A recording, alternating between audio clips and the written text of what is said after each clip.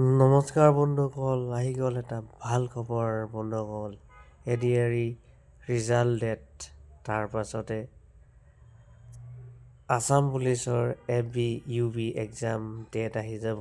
Written test যিটো নেকি written test exam হ'ব লগা আছে, সেই ডেটটো ঘোষণা হৈ গ'ল। আৰু এই বিষয়ত আমাৰ অসমৰ মাননীয় মুখ্যমন্ত্ৰী ডাঙৰীয়াই এই কথা আমাৰ আগত প্ৰকাশ কৰিছে। ভিডিঅ'টো শেষলৈকে চাব, ভাল খবৰটো। ধন্যবাদ।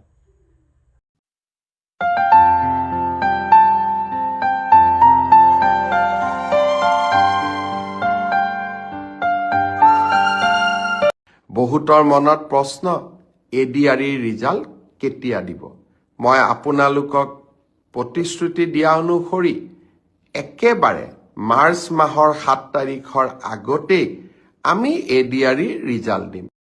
এডিআৰইৰ ৰিজাল্টৰ পিছত লাহেকৈ মাৰ্চ মাহৰ ভিতৰতে আৰু পাৰিলে আৰু আগতে অসম পুলিচৰ পৰীক্ষা আৰু আমাৰ শিক্ষক নিযুক্তিৰ যিটো প্ৰক্ৰিয়া আমি আৰম্ভ কৰিছিলোঁ, তাকো আমি আগুৱাই লৈ যাবলৈ চেষ্টা কৰিম।